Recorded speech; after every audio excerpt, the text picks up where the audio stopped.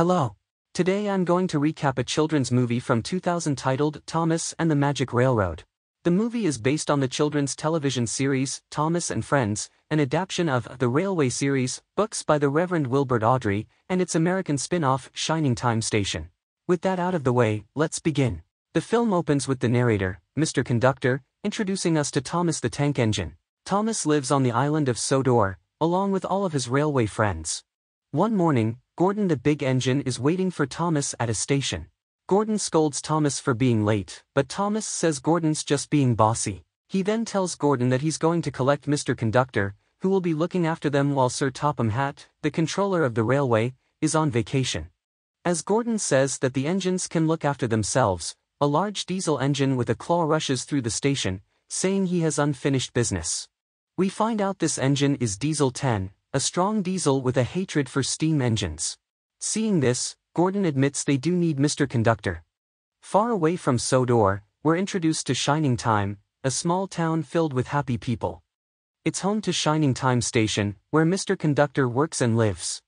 Back on Sodor, Thomas meets James the Red Engine at the sheds.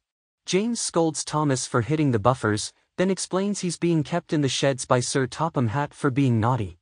Suddenly, the two are interrupted by Diesel 10. He claims that steam engines are weak and inferior. He then tells the two that he's returned to find the lost steam engine, planning to destroy her and wipe out all steam engines. Thomas says that he won't destroy them or the lost engine, then heads out to collect Mr. Conductor. Back at Shining Time Station, a boy named Patch and his dog Mutt meet with Billy Two Feathers, a driver on the railroad. Patch asks about shadowy lines on Billy's map, but Billy says they're a mystery. Patch then leaves to help a man named Burnett Stone. Later, Burnett Stone goes to his workshop located inside Muffle Mountain. He's soon joined by Patch, who found the workshop a long time ago. Burnett then shows him a steam engine he keeps in the workshop. He says the engine is named Lady and explains that she's kept here to keep her safe. He tells Patch that long ago, an evil diesel found Lady and threatened to destroy her. He chased Lady and eventually crashed her. Burnett brought her to his workshop and fixed her, but still can't make her steam. Back on Sodor, Diesel 10 meets with his lackeys Splatter and Dodge, telling them about his plan to take over Sodor. The two say that it won't be possible since Mr. Conductor is coming, but Diesel 10 says that he'll destroy him as well. At Shining Time Station, Billy meets Mr. Conductor, who is getting ready to travel to Sodor. He says goodbye to Billy and Station Master Stacy Jones before using his magic gold dust to head to Sodor. Sparkle, sparkle, sparkle. He soon arrives on the island and meets Thomas, who informs him that Diesel 10 is back. Mr. Conductor is confident that he can use his gold dust to keep Diesel 10 in line. Meanwhile, in a large city, Burnett's granddaughter Lily is preparing to visit him. She says to her mother that Burnett has been sad since his wife Tasha died, and her mother says that the visit will help cheer him up. At the sheds, James complains that he didn't collect Mr. Conductor. Gordon agrees, saying that Thomas is just a small engine while he and James are big engines. Toby the Tram Engine says that it's important for them to stand up to Diesel 10. Henry the Green Engine agrees and says Diesel 10 wants to destroy the lost engine because of her power over the others. Percy the Small Engine says they need to find her first. James says to leave it to the big engine, but Thomas points out that little engines can do big things. Unknown to the engines, Splatter and Dodge are listening nearby. Hey, just watch what happens to that blue puffball. When Harold the Flopper Chopper flies past here. Right. Routine flyby, chaps. Hello. The boss dumps sneezing powder everywhere. Let's start laughing now. Oh, sorry, Fruits. Bit of a dust-up. Love to stay and clean up. Got to go. Bye now. Did you mean to look like that? No. Neither did I. Later, Mr. Conductor arrives in Sir Topham Hatt's office. He reads a letter saying that the Hatts left on their vacation and will call to make sure he arrives. Mr. Conductor then tries on Sir Topham Hatt's top hat, but takes it off when a poster frowns at him. He then receives a call from Sir Topham Hatt and receives his instructions on how to take care of the railway. That night, the engines are asleep at the sheds, but Mr. Conductor can't seem to sleep. He hallucinates talking to a bat and ball before making himself a cup of hot chocolate. Unbeknownst to him, Diesel 10 arrives and destroys part of the sheds. He threatens Mr. Conductor, who tries to get away with his gold dust. However, he finds his supply has run out. Diesel 10 gloats at this and demands to know the location of the lost engine. However, Mr. Conductor scares him away by threatening to put sugar in his tanks. This frightens Diesel 10, and he leaves angrily. I guess he must be diabetic. Thomas wonders about Mr. Conductor's gold dust, but Mr. Conductor tells him not to worry and get some sleep. Later that night, Mr. Conductor has a nightmare about a destroyed Shining Time and realizes he needs to find more gold dust. The next day, Lily goes to the station to catch a train to Muffle Mountain to meet her grandfather. Mutt is also there and meets Lily, who asks him if he knows what train she needs to get on. She gets on the one he barks at, not knowing it's heading for Shining Time. Meanwhile, back on Sodor. Left a bit. Right a bit. Up a bit. Oh. After that, Mr. Conductor tells James he's heading to the windmill before sending him off to work. On his way there, he gets lost and discovers that his gold dust has now completely run out. Why he didn't ask one of the engines to take him, I'll never know. Meanwhile, the engines are discussing Diesel 10 and the lost engine, when James explains he didn't see Mr. Conductor at the windmill. Thomas decides to go look for him while the others go back to work. While thinking of a solution, Mr. Conductor finds a note left by a rabbit, telling him to eat some vegetables. He does so, gets some hiccups and suddenly gets an idea. He picks up a pair of flowers and uses them to call his cousin Junior, who's currently at the beach. Okay. Mr. Conductor explains that he's run out of gold dust and Junior admits he's running low as well. Mr. Conductor tells Junior to go to Shining Time Station and get his emergency whistle, then go to Sodor before warning him not to talk to anyone about the buffers. Before he can say anything else, the phone line goes dead. Meanwhile, Lily's train arrives at Shining Time and she enters the empty station. While looking around, she runs into Junior, and the two talk before he departs. When he does, Lily notices the gold dust he leaves behind.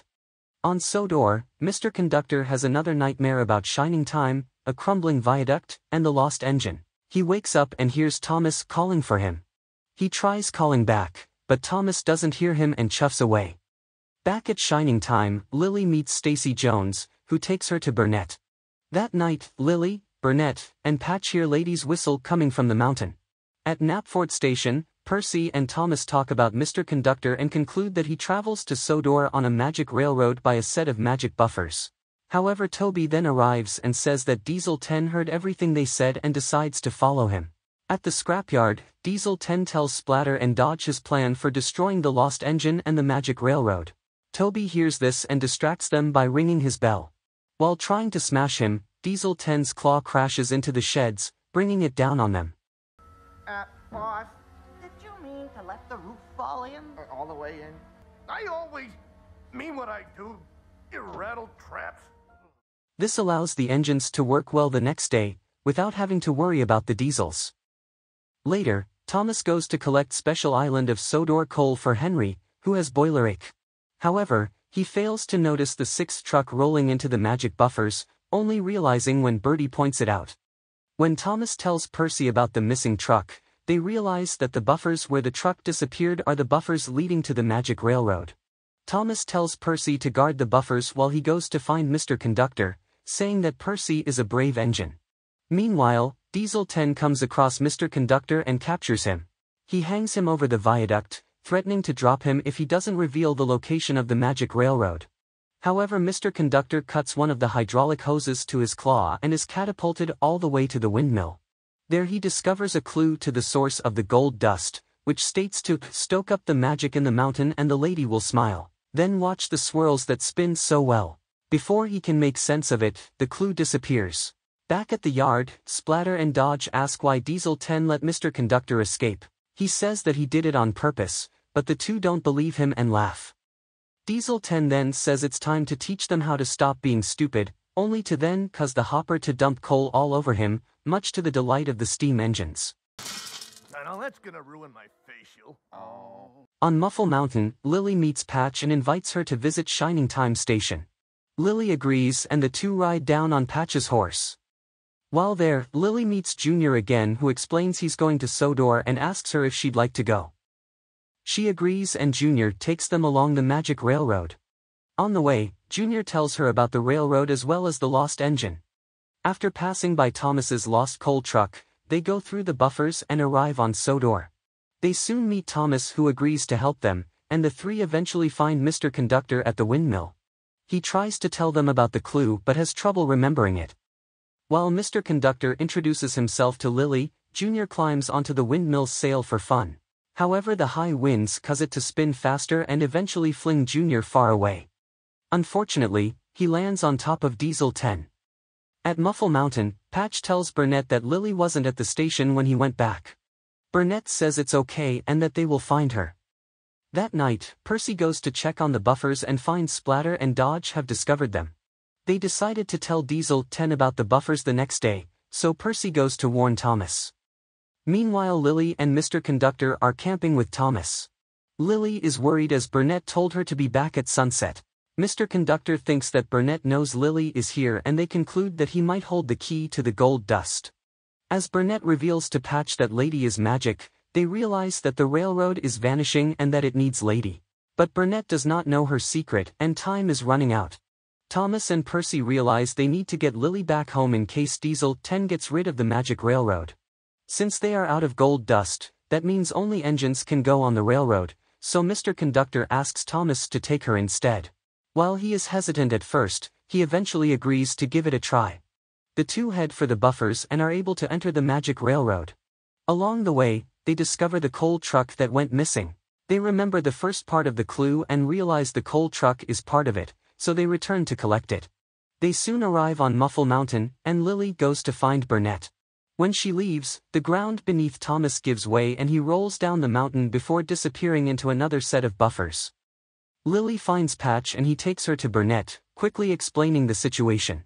Burnett wants to help but still can't make Lady steam. Lily realizes that they need special island of Sodor coal and sends Patch to collect some. On Sodor, Diesel 10 rushes into the smelter's yard with Junior and encounters James. Junior tries using his gold dust but finds he's run out. Diesel 10 backs James and Junior towards the smelting pit, threatening to melt them down. Junior uses the last of his extra gold dust to teleport them away. The two arrive near the buffers, finding Mr. Conductor there as well. Junior tells Mr. Conductor that they're officially out of gold dust, but they decided to not give up hope. At Muffle Mountain, Lily talks with Burnett, who says that Tasha loved Lady because he did. However, she never got to ride on her because he couldn't fix her before her death. Using the special Sodor coal, Burnett finally makes Lady steam and the three head for the magic railroad. Lady's magic restores life to the railroad, and she even regains her face.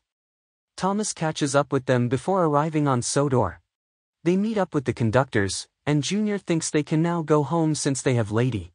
But Mr. Conductor reveals the two won't make it back without the gold dust. Suddenly, the group is discovered by Diesel 10, who orders Splatter and Dodge to help him destroy Lady. However, the two are fed up and betray him. Thomas tells Lady to run, and he'll help her. Burnett says the same and Mr. Conductor warns them about the viaduct.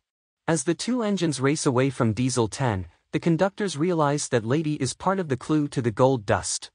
Diesel 10 chases Thomas and Lady across the island, but is unable to catch them. Eventually, they approach the crumbling viaduct.